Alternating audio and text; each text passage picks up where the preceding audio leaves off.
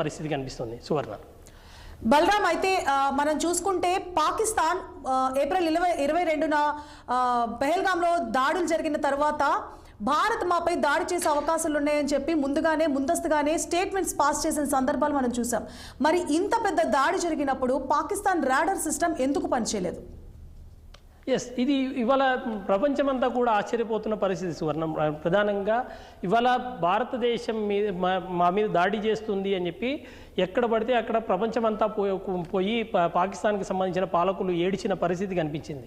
అయితే జనరల్గా ఏ దేశానికైనా ఒక రాడార్ వ్యవస్థ ఉంటుంది. ఎక్కడి నుంచైనా దాడులు జరిగితే వాటిని ఐడెంటిఫై చేయడము, వాటిని క్రాష్ చేయడము, లేకపోతే కంట్రోల్ చేయడము, ఇటువంటివి కూడా జరుగుతూ ఉంటాయి. కానీ ఇవాళ నిజంగా కూడా ప్రపంచమంతా కూడా ఆశ్చర్యపోతున్న పరిస్థితి. ఇవాళ నిన్న రాత్రి జరిగిన తెల్లవారుజామున 1:20 ప్రాంతంలో ఏదైతే జరిగిందో ఈ దాడిని ఇవాళ పాకిస్తాన్ రాడార్ వ్యవస్థ ఎక్కడ ఫెయిల్యూర్ అయింది అన్న విషయంలోనే ఇవాళ ఆసక్తికరమైన చర్చ జరుగుతుంది. ముఖ్యంగా ఇటువంటి దాడి జరిగేటప్పుడు ఖచ్చితంగా ఎక్కడో ఒక దగ్గర కొంత ఐడెంటిఫై, కనీసం డ్యామేజ్ చేయకుండా ఆపలేకపోయినా కనీసం ఐడెంటిఫై చేసే పరిస్థితిలో కూడా ఎందుకు లేకుండా పోయింది అని చెప్పనంటే అత్యాధునిక టెక్నాలజీ ద్వారా ఇవాళ భారతదేశం అంటే అంత ఆషామాషి కాదు అని ఇవాళ ప్రపంచ దేశాల ముందు మరొకసారి నిరూపించిన పరిస్థితి కనిపిస్తుంది. ఇవాళ భారతదేశానికి సంబంధించిన ఏదైతే అటాక్ జరగడానికి ముందు, ఈ టెర్రర్ క్యాంపుల మీద అటాక్ చేయడానికి ముందు ఈ మొత్తం పాకిస్తాన్కి సంబంధించిన రాడార్ వ్యవస్థను జామర్ల ద్వారా కంట్రోల్ చేశారు అన్న ఒక ఇన్ఫర్మేషన్ వస్తుంది. ఇంకా పూర్తి ఇన్ఫర్మేషన్ రావాల్సి ఉంది. కానీ ఇవాళ పూర్తిగా నిజంగా దాడులు జరిగే పరిస్థితి వస్తే ఈ రకంగా రాడార్ వ్యవస్థను కూడా జామర్లతో కంట్రోల్ చేయొచ్చా, ఇవాళ భారతదేశం ఏ రకంగా చేసింది అన్న విషయం కూడా ఇవాళ ప్రపంచవ్యాప్తంగా చర్చ జరుగుతుంది. ఈ దాడి జరుగుతున్నప్పుడు నిజంగా 20 నిమిషాల పాటు ఏదైతే అటాక్స్ జరిగాయో ఆ అటాక్ జరగడానికి ముందు కూడా ఇవాళ ట్విట్టర్లో ఇవాళ భారత ఆర్మీ పోస్ట్ చేసిన పరిస్థితి. ఇవాళ చేయబోతున్నాము రెడీ టు అటాక్ అన్నది విషయంలో ఆ విషయంలో పెడుతున్నప్పుడు ready to attack, train to win అని చెప్పేసి ఒక పోస్ట్ మనము ఈ అటాక్స్ జరగడానికి ముందే పెట్టిన పరిస్థితి మనం చూసిన సిచ్యువేషన్ కనిపిస్తుంది. సో ఏదేమైనా భారతదేశానికి సంబంధించిన ఆపరేషన్ ఇవాళ ఆసక్తికరమైన చర్చకు తెరదీసింది. రాడార్ వ్యవస్థను దాటుకొని అంత ఈజీగా ఎట్లా వెళ్ళారు అన్న విషయం మాత్రం ఖచ్చితంగా చర్చ జరుగుతుంది. ఇంకా అయితే ఆ విషయాలన్నీ కూడా ఇంటర్నల్ విషయాలు ఉంటాయి కనుక పూర్తిగా తెలవాల్సిన అవసరం అయితే ఉంది. సువర్ణ బలరాం, అయితే ఇప్పుడు జరిగిన ఈ దాడికి సంబంధించి ప్రపంచ దేశాలు ఎలా స్పందించే అవకాశాలు ఉన్నాయి? ఎందుకంటే పాక్ అయితే తమ పైన జరిగిన దాడిని వ్యతిరేకంగా తీర్చిదిద్దడానికి ప్రయత్నిస్తోంది. మనం చూసుకుంటే పాక్ ప్రధాని కానీ, ఉప ప్రధాని కానీ, విదేశాంగ శాఖ మంత్రి కానీ హెచ్చరికలు కూడా జారీ చేస్తున్నారు. మాపై జరిగిన ఈ దాడికి ఖచ్చితంగా మేము ప్రతీకారం తీర్చుకుంటామంటూ. అంటే ఉగ్రవాద వ్యవస్థను ఏదైతే వాళ్ళు పెంచి పోషిస్తున్నారో దాన్ని భారత ప్రభుత్వం, భారత సైనిక దళాలు ఎస్టాబ్లిష్ చేస్తూ మరి ఒక దాడిని అయితే నిర్వహించాయి. కానీ దాన్ని తిప్పుకొట్టే ప్రయత్నంలో పాకిస్తాన్ తన వంతు ప్రయత్నం తను చేస్తూ ఉంటుంది. మరి ఈ చర్య పట్ల ప్రపంచ దేశాలు ఎలా స్పందిస్తాయంటారు?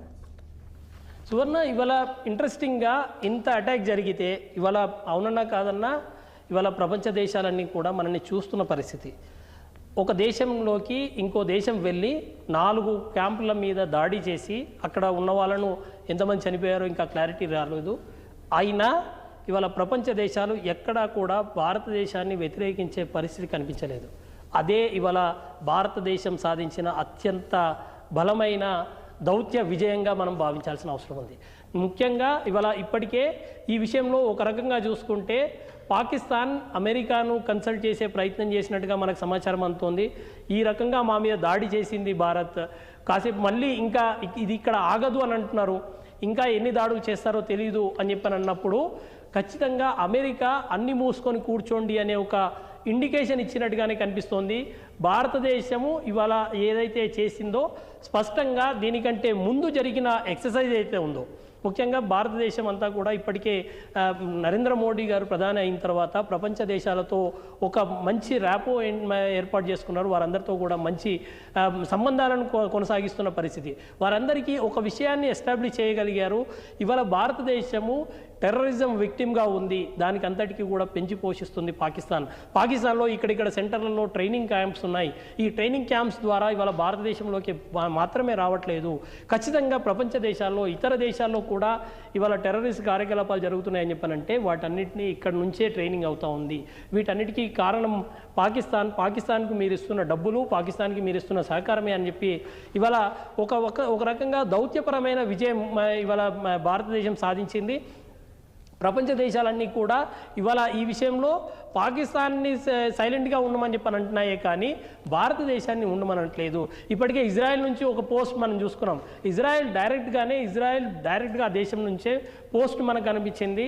భారతదేశానికి ఆ హక్కు ఉంది అని చెప్పడం ద్వారా కేవలం అంటే టెర్రరిస్ట్ క్యాంపుల మీద దాడి చేసింది అని చెప్పనంటే భారతదేశం బాధపడింది, భారతదేశం విక్టిమ్ అయింది కనుక ఖచ్చితంగా అటువంటి సెంటర్ల మీద దాడి చేసే అవకాశం ఉంది అని చెప్పేసి చాలా స్పష్టంగా ఇజ్రాయెల్ నుంచి మనకు సపోర్ట్ వచ్చిన పరిస్థితి. మిగతా దేశాలన్నీ కూడా ఇప్పటికే అంటే పాకిస్తాన్ చాలా ఎక్స్పెక్ట్ చేసింది, ప్రపంచ దేశాలన్నీ కూడా ఇవాళ భారతదేశాన్ని అంటే రివర్స్లో అటాక్ చేస్తాయి, ఈ రకంగా చేయొద్దని చెప్పేసి కనీసం వార్నింగ్ ఇస్తాయని చెప్పి ఎక్స్పెక్ట్ చేసింది. కానీ అటువంటి పరిస్థితి లేకుండా మనము దౌత్యపరంగా ఒక పెద్ద విజయం సాధించినట్టుగానే కనిపిస్తోంది.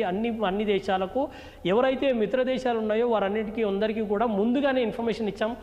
ఈ రకంగా జరగబోతోంది, ఈ రకంగా వారు మా మీద అటాక్లు చేస్తున్నారు, ఈ రకంగా టెర్రరిజాన్ని, ఉగ్రవాదాన్ని పెంచి పోషిస్తున్న పరిస్థితి, వీటిని మనం కట్టడి చేయాలని చెప్పనంటే మాకు వేరే ఆప్షన్ లేదు అని చెప్పేసి ఇప్పటికే భారతదేశం వారందరికీ కూడా మెసేజ్ ఇచ్చిన పరిస్థితి. ఈ నేపథ్యంలోనే ప్రపంచ దేశాల నుంచి ఒక రకంగా డైరెక్ట్గా కానప్పటికీ ఇండైరెక్ట్గా భారతదేశానికి మద్దతు లభిస్తున్న సంకేతాలు అయితే కనిపిస్తున్నాయి. సువర్ణ.